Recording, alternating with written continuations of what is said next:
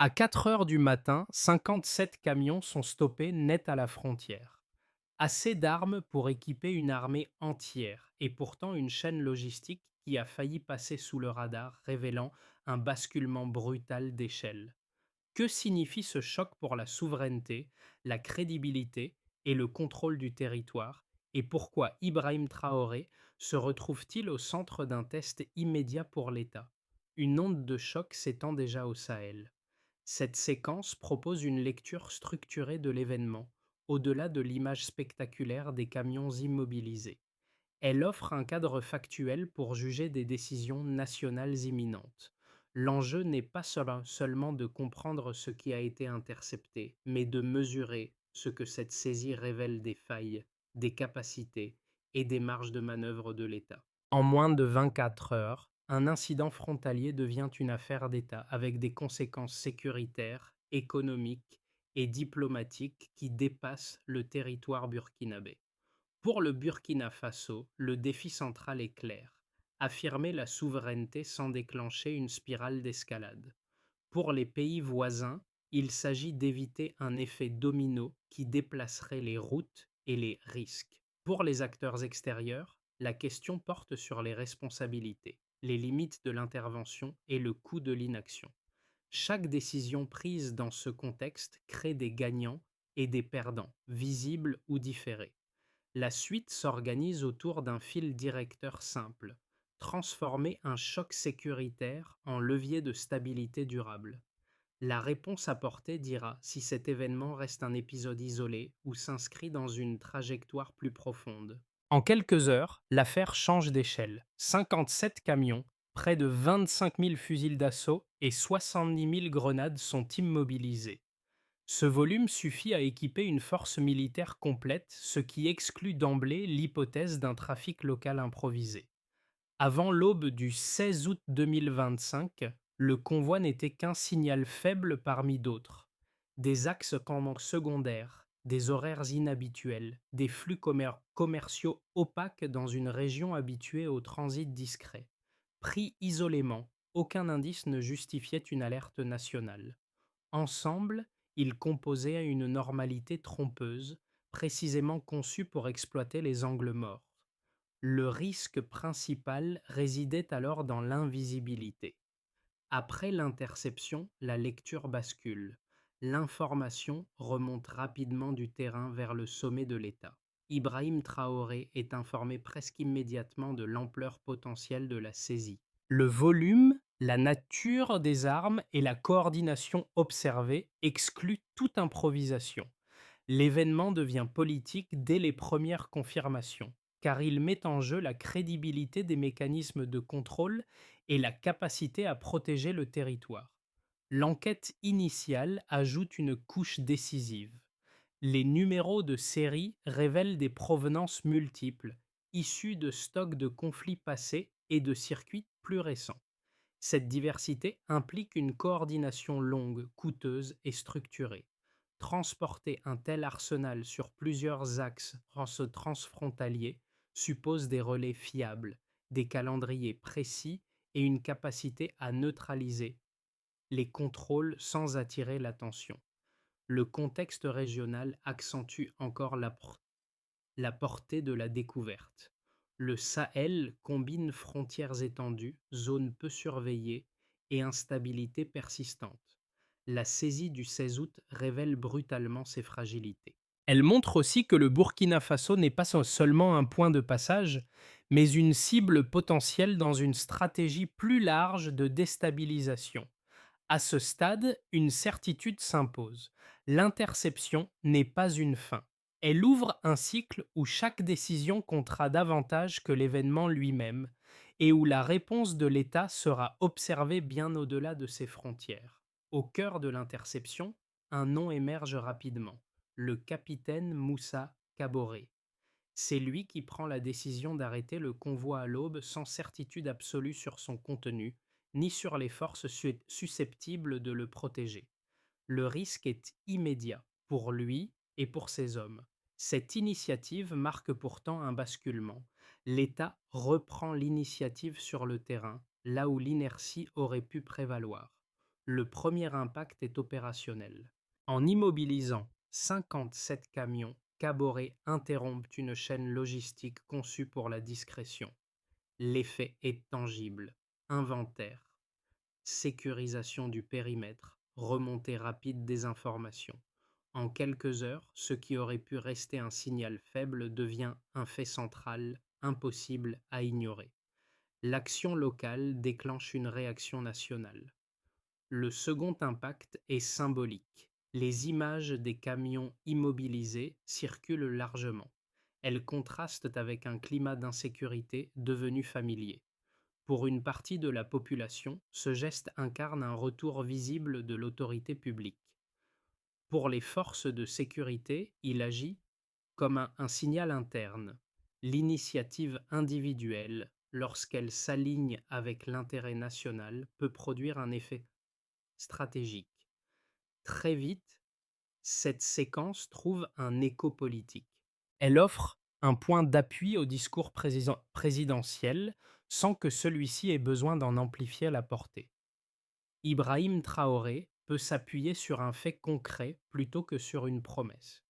La décision de terrain devient un récit fondateur, mobilisé pour rappeler que le territoire n'est pas abandonné. En clair, une décision locale peut reconfigurer un rapport de force nationale. Avant l'interception, tout fonctionne selon une routine maîtrisée. Les camions circulent sur des axes secondaires, à des horaires choisis pour éviter la tension. Les documents accompagnant le convoi ne déclenchent aucune alerte immédiate. Chaque maillon paraît banal, presque administratif. Cette normalité apparente constitue la première ligne de défense du réseau. Rien ne presse, rien ne déborde, et le silence protège l'ensemble. L'activation survient à l'aube du 16 août 2025. Le contrôle s'intensifie, les véhicules sont immobilisés et la chaîne logistique est rompue net. En quelques minutes, l'opération bascule d'un flux discret vers un incident visible. Les premières vérifications confirment que l'enjeu dépasse largement un simple transport illicite. Le volume et la nature du chargement imposent une réaction immédiate et coordonnée. Le terrain cesse d'être périphérique, il devient central. Le point culminant intervient lorsque l'information remonte vers le sommet de l'État. Les confirmations successives éliminent les hypothèses rassurantes. Les armes sont nombreuses, variées et manifestement destinées à une distribution structurée. Ibrahim Traoré est informé presque en temps réel. À cet instant, la gestion de crise change de nature. Il ne s'agit plus de sécuriser un périmètre, mais d'anticiper les conséquences politiques, diplomatiques et symboliques d'une révélation majeure. Les heures suivantes sont marquées par une accélération contrôlée. Les autorités ordonnent l'inventaire précis du matériel, la mise sous scellé des documents et la sécurisation renforcée des sites sensibles. Chaque étape révèle un degré supplémentaire de préparation en amont. Les itinéraires, les calendriers et les provenances suggèrent une planification étalée sur plusieurs mois. La chronologie raconte désormais une opération structurée, capable de traverser des frontières sans rupture apparente. Les répliques commencent presque immédiatement. À l'intérieur du pays, les images des camions immobilisés circulent rapidement. Elles produisent un effet paradoxal. La peur, liée à l'ampleur de la menace, coexiste avec une fierté nouvelle liée à l'action menée. Le récit dominant se déplace, d'une insécurité subie vers une capacité de réaction démontrée. Ce glissement n'efface pas les risques, mais il modifie la perception du rapport de force. À l'extérieur, les réactions se multiplient. Certains partenaires appellent à la prudence, d'autres expriment un soutien mesuré. Tous comprennent que l'événement ne peut être traité comme un fait isolé. Le Burkina Faso entre dans une zone de visibilité accrue où chaque déclaration est interprétée comme un signal. La saisie devient un point de référence, un avant et un après dans la lecture régionale de la sécurité. Dans cette phase de transition, Ibrahim Traoré adopte une ligne ferme mais calculée. Il évite les annonces irréversibles tout en affirmant que l'État ne reviendra pas à l'invisibilité d'avant. La séquence se referme sur une certitude opérationnelle. L'interception n'est pas une conclusion. Elle ouvre un cycle où la gestion des répliques comptera autant que le choc initial et où chaque choix pèsera sur la stabilité à venir. Le premier chiffre fixe la ligne de base. Près de 25 000 fusils d'assaut sont recensés dans les camions interceptés. En termes opérationnels, ce volume correspond à l'équipement complet d'une force militaire structurée, et non à l'arsenal dispersé d'un groupe armé local. Le delta est immédiat. L'objectif ne pouvait pas être ponctuel. Il impliquait une capacité de déploiement durable, pensée à une échelle étatique ou para-étatique. Le deuxième ensemble chiffré renforce ce basculement. Environ 70 000 grenades accompagnent les fusils. Cette proportion indique une préparation à des engagements prolongés et intensifs. Les grenades ne servent pas à la dissimulation ni à la simple intimidation. Elles signalent une intention de combat avec une logique d'usure et de saturation.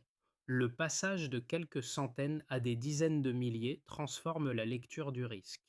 Il ne s'agit plus d'un soutien opportuniste, mais d'un dispositif conçu pour alimenter une instabilité continue. Le troisième chiffre révèle la profondeur du système. Les documents saisis évoquent des flux financiers estimés à plus de 700 millions de dollars, répartis sur plusieurs comptes offshore. Ce montant dépasse largement les capacités d'un réseau criminel régional classique. Il implique des intermédiaires financiers, des sociétés écrans et des juridictions complexes. Le delta ici n'est pas seulement monétaire, il est structurel. Un tel financement suppose du temps, de la protection et une capacité à absorber des pertes et sans remettre en cause l'ensemble du dispositif. Pris séparément, chaque chiffre impressionne. Ensemble, ils dessinent un schéma cohérent. Le volume d'armes explique le risque stratégique. La nature des munitions révèle l'intention opérationnelle. L'ampleur financière démontre que la motivation dépasse le profit immédiat. Ces données convergent vers une même conclusion. Le système intercepté était conçu pour durer, non pour frapper une seule fois. La provenance des armes ajoute une couche supplémentaire à l'analyse. Les numéros de série pointent vers des stocks issus de conflits passés et de circuits plus récents, indiquant une accumulation progressive. Cette diversité d'origine implique une coordination longue et coûteuse. Elle suppose des relais multiples, capables d'assembler des flux hétérogènes sans déclencher d'alerte majeure. Là encore, le delta est clair, plus la diversité est grande, plus le réseau est profond. Ces preuves quantitatives imposent une lecture élargie de la réponse. Une action strictement sécuritaire ne suffit pas face à des volumes, des flux et des montants de cette nature. Le démantèlement doit aussi être financier, logistique et diplomatique. Les chiffres deviennent alors des leviers. Ils permettent de justifier des mesures plus larges, tout en offrant une base factuelle solide pour expliquer les choix à la population et aux partenaires. Dans cette séquence, Ibrahim Traoré se trouve face à une contrainte mesurable. Ignorer ces ordres de grandeur reviendrait à sous-estimer la menace. Les intégrer, au contraire, oblige à penser la crise comme un système. Les nombres cessent d'être des abstractions. Ils structurent la décision et transforment un choc sécuritaire en diagnostic stratégique. Deux interprétations solides s'affrontent dans l'analyse de cette crise, chacune appuyée sur des constats réels. La première lecture considère la saisie comme la preuve d'une tentative délibérée de déstabilisation régionale. Selon cette approche, le Burkina Faso ne serait qu'un maillon dans une stratégie plus large visant l'ensemble du Sahel. Le volume d'armes, la diversité des provenances et la sophistication logistique indiqueraient une volonté d'alimenter durablement des groupes armés afin de maintenir un niveau d'instabilité suffisant pour affaiblir les États.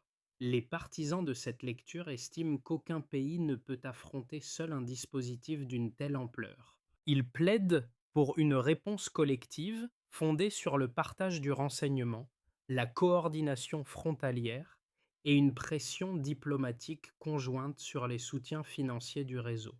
La seconde lecture adopte un angle presque inverse.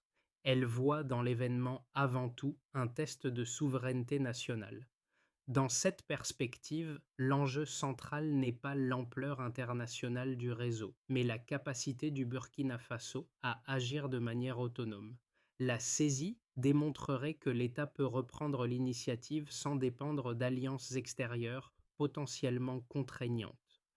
Les défenseurs de cette approche craignent qu'une internationalisation excessive de la réponse n'ouvre la porte à des ingérences politiques ou à des conditions imposées susceptibles de diluer le contrôle national. Ces deux positions ne s'annulent pas. Elles mettent en lumière des priorités différentes. Les chiffres, hélas, et les flux financiers appuient clairement l'hypothèse d'un réseau transnational structuré.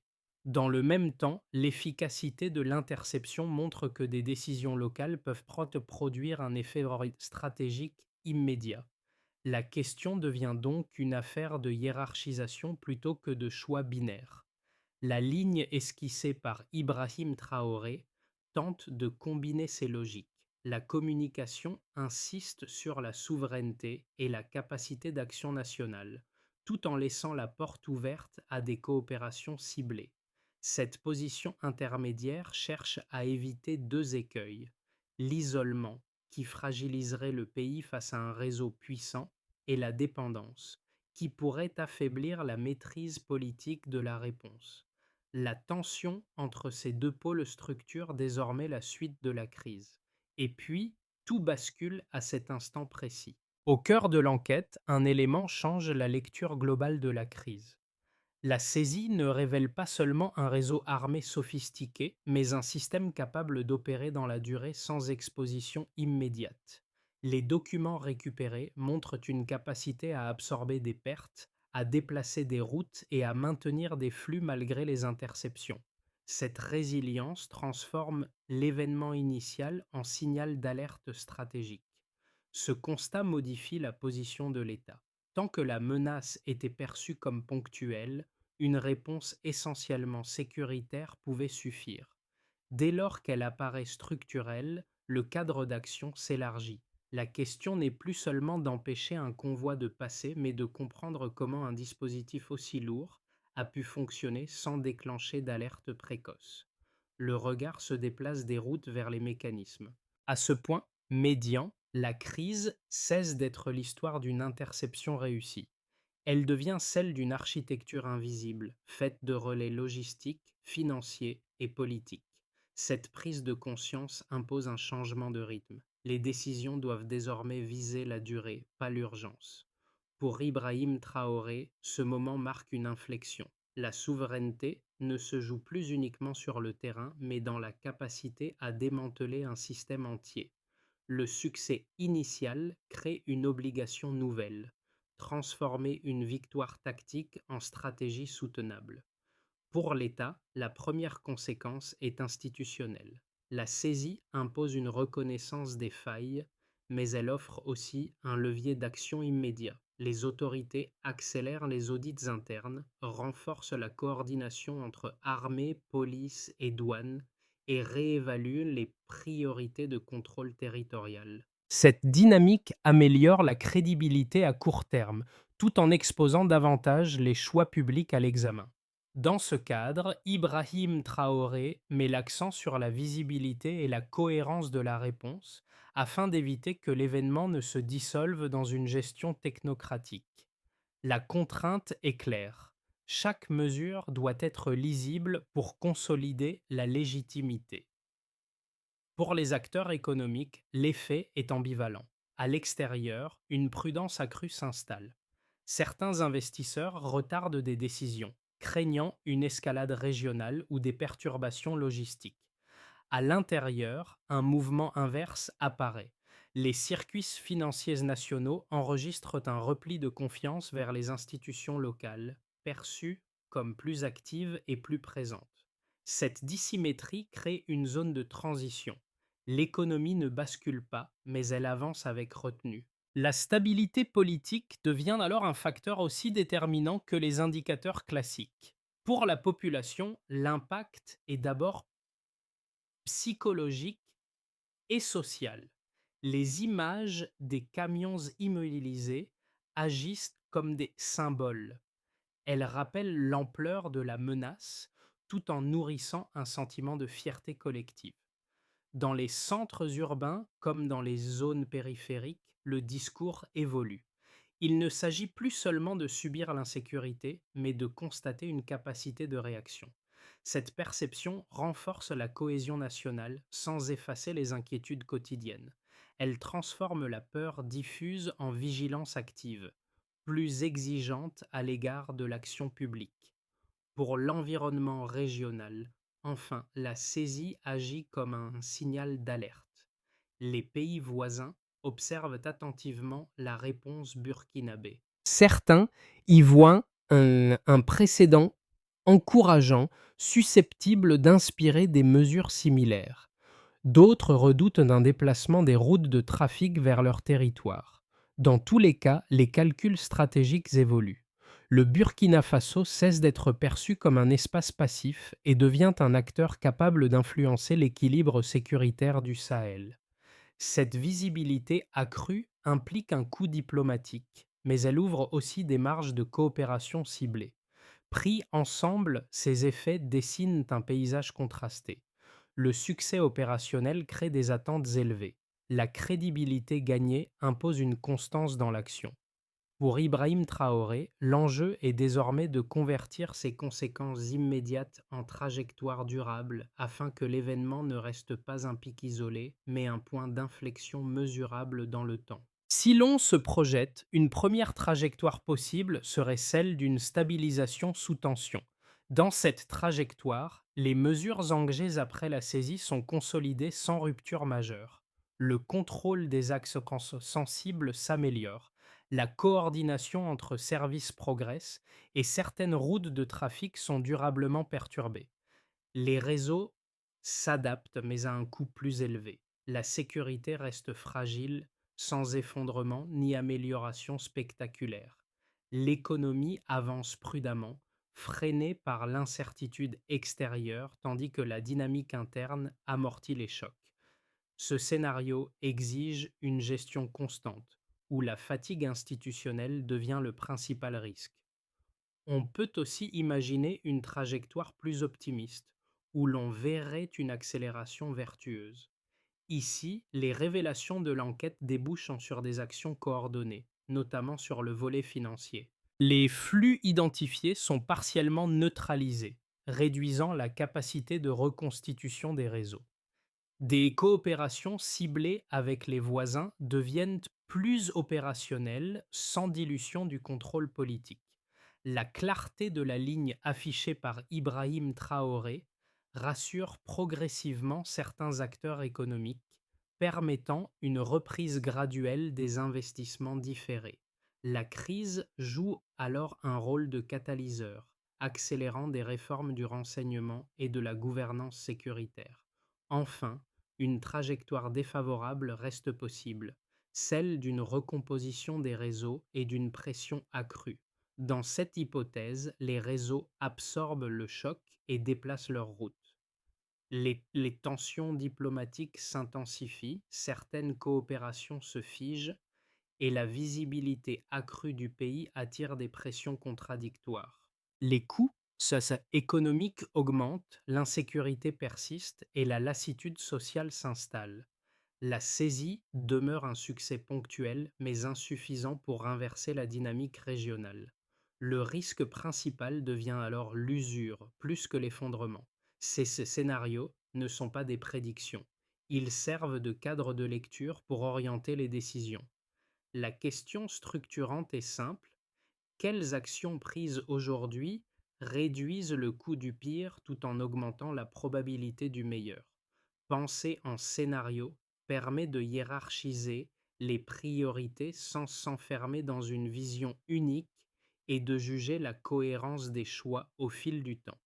Pour le citoyen burkinabé, cette séquence redéfinit le rapport à l'État. La saisie des camions montre que l'action publique peut produire des résultats visibles même dans un environnement contraint.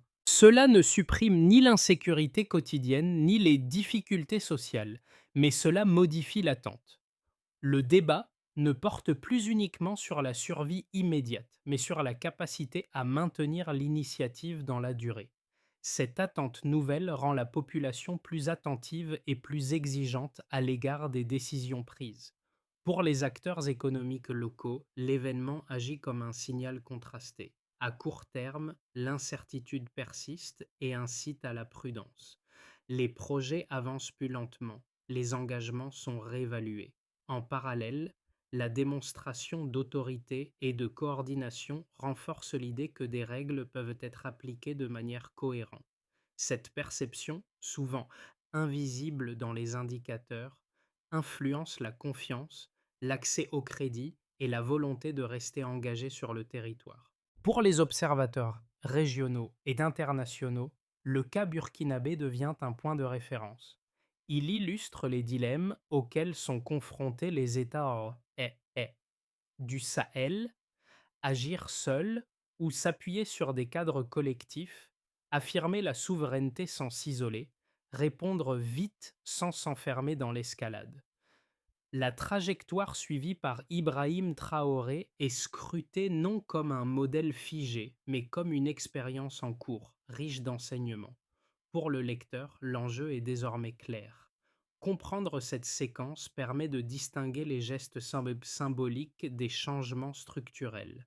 Cela aide à lire les signaux faibles, à suivre les décisions concrètes et à juger si la crise débouche sur une transformation durable ou sur un simple répit. L'attention se déplace du choc initial vers la cohérence dans le temps. La première étape concerne le contrôle territorial. Les autorités concentrent leurs efforts sur les zones frontalières identifiées comme sensibles en combinant forces militaires, douanes et relais civils. L'objectif n'est pas seulement d'intercepter, mais de rendre les itinéraires imprévisibles. Multiplier les points de friction augmente le coût opérationnel des réseaux et réduit leur capacité à reproduire des schémas routiniers. La deuxième étape place le renseignement au centre du dispositif. L'enquête a mis en évidence des lacunes de coordination entre services. En réponse, l'État cherche à centraliser l'analyse des informations afin de détecter plutôt les signaux faibles. Pour Ibrahim Traoré, cette dimension est stratégique.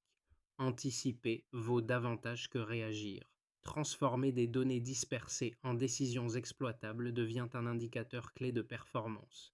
La troisième étape vise le volet des financiers. Les flux identifiés imposent un suivi renforcé des transactions suspectes et une coopération ciblée avec des partenaires capables d'agir sur les circuits offshore. Cette action est moins visible que les opérations de terrain, mais elle est décisive. Sans financement, la logistique perd sa cohérence et sa capacité de résilience. La quatrième étape est diplomatique. Il s'agit de dialoguer avec les voisins et certains acteurs extérieurs sans renoncer à la souveraineté. La coopération est pensée comme un outil, non comme une délégation. Elle se mesure à des résultats concrets plutôt qu'à des annonces symboliques. Enfin, la cinquième étape concerne la communication sociale. Maintenir la cohésion nationale exige une information claire, régulière et compréhensible. Expliquer ce qui est fait, ce qui ne l'est pas encore, et comment les progrès seront mesurés, permet de transformer l'adhésion émotionnelle en soutien durable. Cette feuille de route ne garantit pas le succès, mais elle trace une trajectoire lisible à moyen terme. Au fil des semaines, un symbole s'impose progressivement dans le récit national, celui des armes qui ne servent plus à détruire. Leur mise hors d'usage, strictement encadrée, agit comme une métaphore puissante. Ce qui devait nourrir la violence devient la preuve tangible qu'un mécanisme peut être stoppé. Dans ce glissement symbolique, la crise change encore de nature. Elle ne se résume plus à une menace évitée, mais à une capacité retrouvée à reprendre la main. Ibrahim Traoré s'appuie sur cette image pour refermer la séquence émotionnelle. Le discours reste sobre. Il ne promet ni sécurité immédiate ni victoire définitive. Il insiste sur une idée simple. La souveraineté ne se proclame pas, elle se pratique. Chaque décision, chaque réforme, chaque geste compte davantage que les déclarations solennelles. Cette retenue renforce l'impact du message en l'ancrant dans des actes observables plutôt que dans une rhétorique excessive. Pour une partie de la population, cette image devient un point d'ancrage. Elle permet de relier un événement anxiogène à une perspective constructive. La peur initiale laisse place à une vigilance active. L'État n'est plus perçu uniquement comme un rempart fragile, mais comme un acteur capable de transformer une menace en levier politique et social. Et l'idée s'impose peu à peu. Une stabilité se construit, elle ne se décrète pas. La séquence ouverte par la saisie des camions ne se referme pas avec l'événement lui-même. Elle laisse derrière elle une question durable. Comment un État transforme-t-il une alerte sécuritaire en trajectoire politique lisible? Pour le Burkina Faso, l'enjeu dépasse l'épisode du 16 août. Il touche à la manière dont une société accepte le risque, organise la réponse et juge les choix faits en son nom. Ibrahim Traoré a placé la souveraineté au centre du récit. Cette orientation suscite l'adhésion de certains, la prudence d'autres et l'attention de tous. Elle rappelle surtout que les décisions prises aujourd'hui produiront des effets différés, parfois invisibles sur le moment. Les succès immédiats sont mesurables, les transformations durables le sont beaucoup moins. Pour le lecteur, l'invitation est volontairement ouverte. Observer au-delà des images fortes, suivre les indicateurs discrets. Évaluer si les promesses se traduisent en mécanismes stables ou si la crise reste un épisode isolé. La question mérite d'être posée collectivement. Cette saisie marque-t-elle un tournant durable ou seulement une parenthèse maîtrisée dans une région sous tension?